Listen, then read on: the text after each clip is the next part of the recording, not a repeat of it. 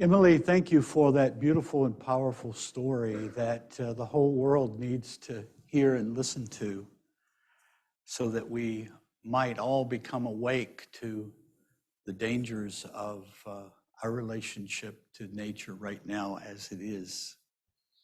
And Mignon, thank you for the hymn. I am so deeply moved by the hymns you pick with such great care every week, and I pick up something and I learn and I feel something new each time. Thank you. If a man had come into, or woman had come into my office before COVID and said, look, Ed, we are going to continue to have churches and fellowships and religious gatherings of all kinds, just as before, but there's one thing that will be different. You can't be in the same room together, or a small room, or a big room. And I would have said to them, you're crazy. And if they persisted and said, yeah, that's how it's going to be, I would say, for how long? And they would say, well, about 2 years. And I would say, man, destroy all the congregations in America, because I think that will be what happened. But you know what? You have survived, and you have more than survived. And as you heard this morning from Herman, you are tapped into a deep reservoir of caring and of bold leadership and visionariness. I remember one point in April of 2020, and everybody was beginning to realize how serious COVID was, or at least a lot of people, or at least a lot of Unitarians. And it was gripping me and others, the seriousness of this. And at the same time, I observed our then president, and I believe that he was one of the most narcissistic, non-empathetic persons I had ever seen in a leadership position. And I thought, that's not a good combination. And then someone said, well, vaccines are going to save us. And then I began to look into, well, how long does it take to create a vaccine, if that apparently will be our salvation? And I looked and I read and I searched for answers. I really didn't get any solid answers. And then I read an interview by Bill Gates, of Bill Gates, who knows a lot about vaccines. And he said, well, you know, vaccines normally take 10 years to develop, from the point the disease is identified to the point that it's delivered to people. But he said, there's going to be such intense effort around this, it'll probably just take 2 years. And I looked at the projections and I thought, my God, 2 years from now, we're going to be bailed out of the situation. And I must say that I felt considerable despair. That was in April of 2020.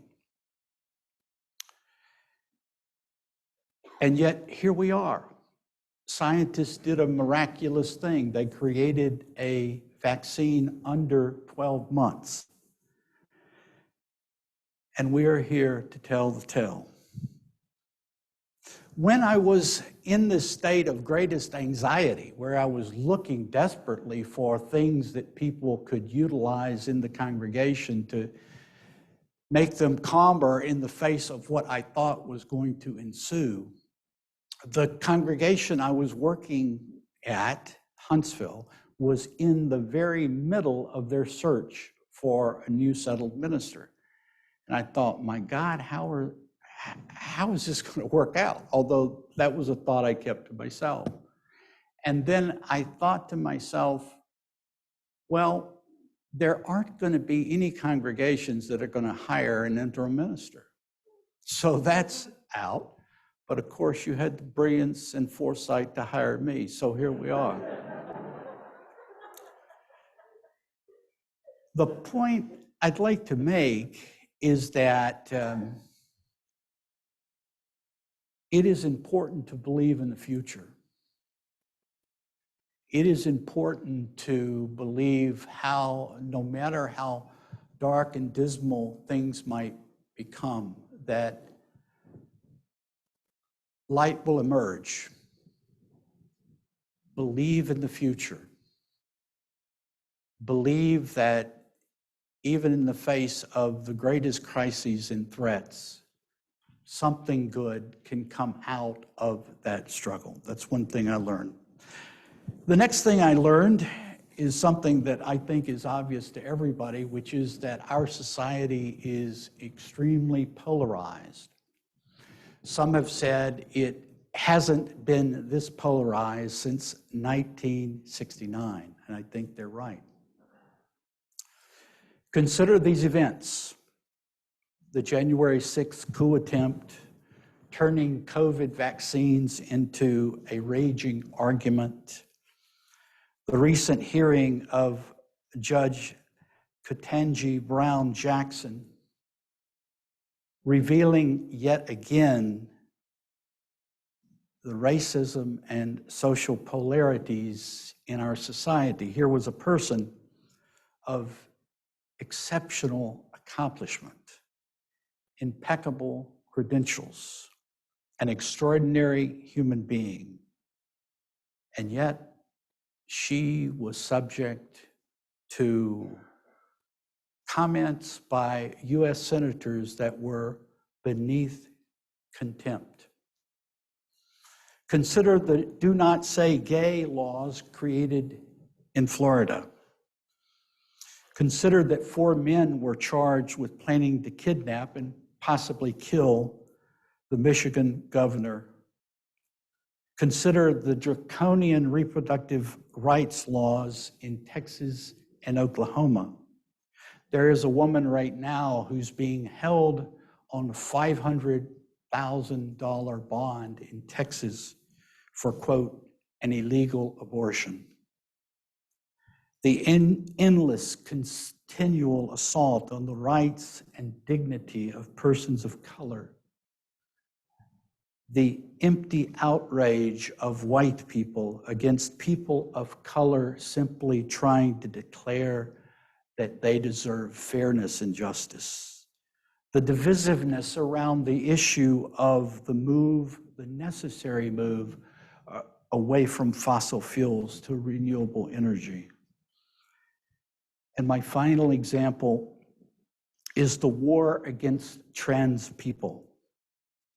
8 state legislatures have seen bills introduced this year designed to eliminate transgender rights. Several of these bills would create criminal penalties for doctors who provided medically necessary and otherwise legal treatment for trans children.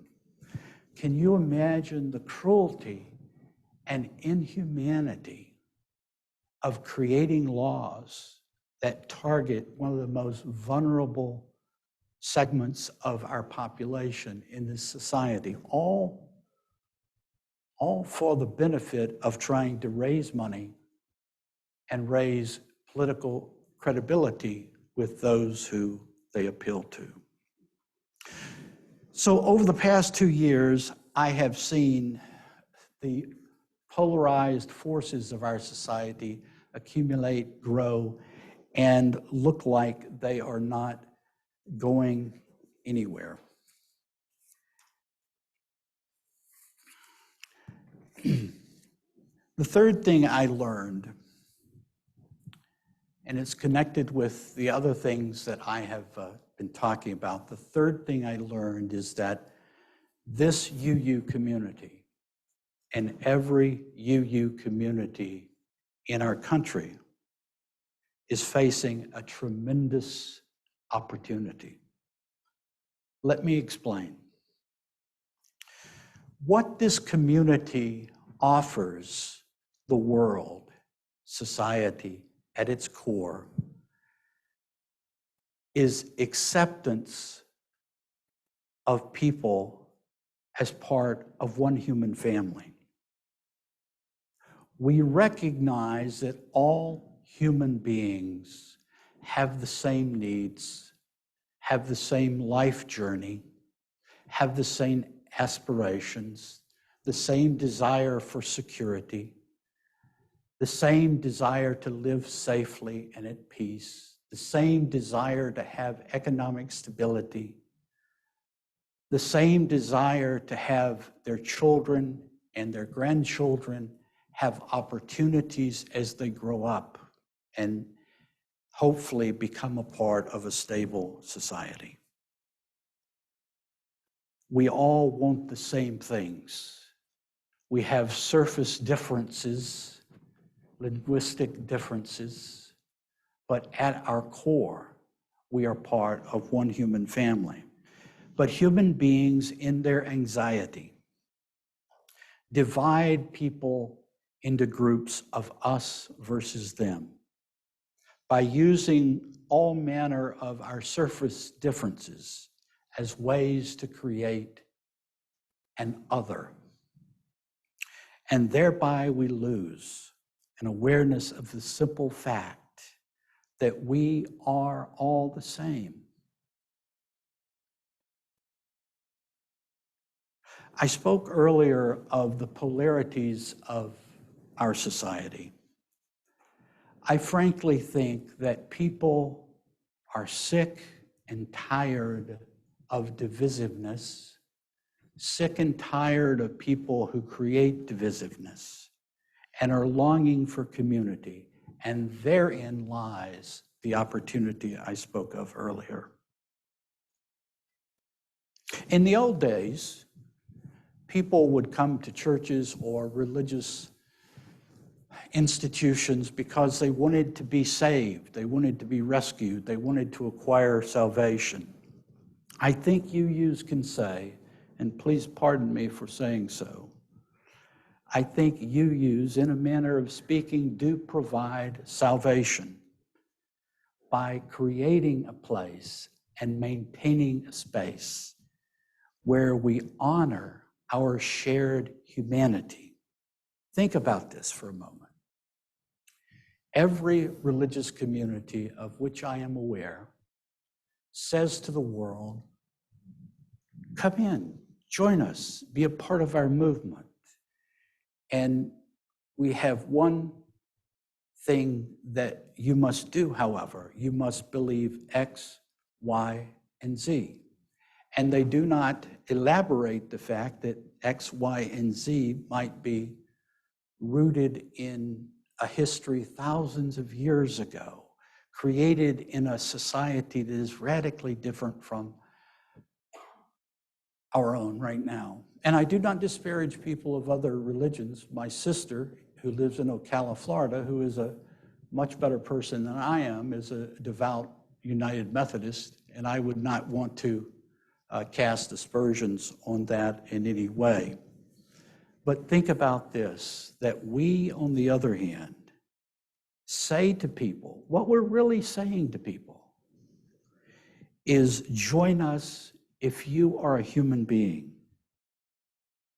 whosoever you are, because you're a human being. You are welcome here. That's what we say to people. And then we say to people, we have certain principles which affirm our humanity and ensure that we will cherish and honor our common dedication to our humanity.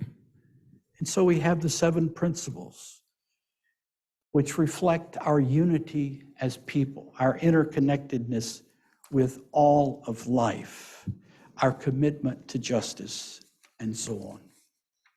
There is no creedal requirement, as we know. So if one is a Buddhist, a Taoist, an atheist, or whatever, or is simply here because they like the music, which is quite understandable, or they're here for their kids, or they're here for just making friends and being with interesting people, we don't say, wait a minute, that's wrong. We say, that's right, because it reflects you. Think about that, the radicalness of our difference vis-a-vis other communities. Are you a human being? Are you willing and able to affirm the principles which uphold our humanity? Then come on in.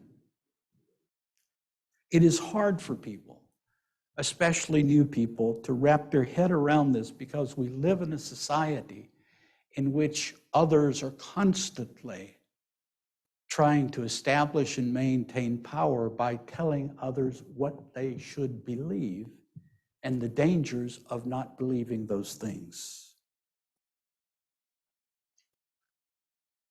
It comes down to this. We are a type of community where we are trying to encourage people to see one another as they really are, where we're trying to get one another to see each other, to affirm each other, to care about one another, and then to try to take that spirit out into the world in a work for justice, in a work for peace, and to maintain a space where we can do that, where we can generate that space.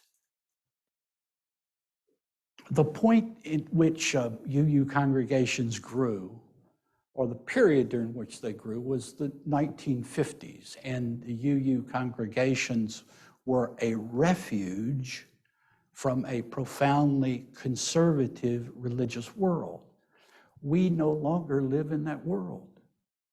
The world has changed, society has changed, and one of the things people want more than anything else is community and a sense of belonging, and to be among people who really care for one another. Let's cast aside the old paradigms. The world has changed. It is a new day for UUs. May we seize our opportunities. And now the choir.